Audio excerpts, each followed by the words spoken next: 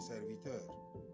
Et les anges qui gèrent les sphères de Geburah, ou cette cinquième sphère, ont leur chef, qui est un séraphin. Ce séraphin se nomme Samaël.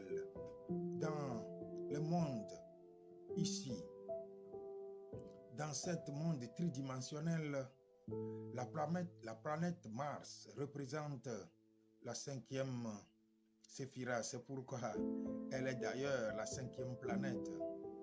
Nous savons tous que Mars est une planète rouge, comme notre sang.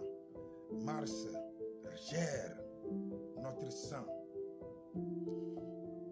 Nous savons tous, parce que nous en avions parlé dans des vidéos précédentes, que nous sommes un univers en miniature.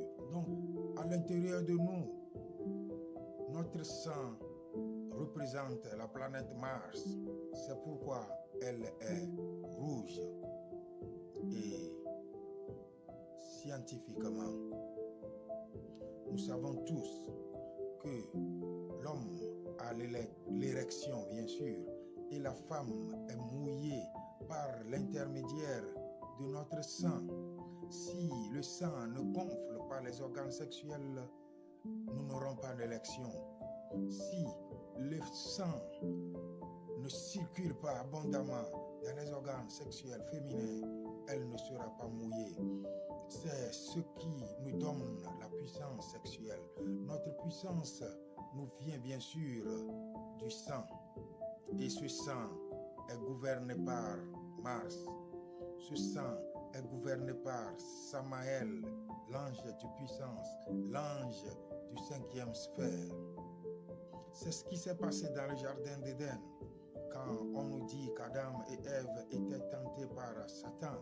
Non, on parle bien sûr d'ici qu'Adam est rentré en érection, qu'Ève a commencé à mouiller.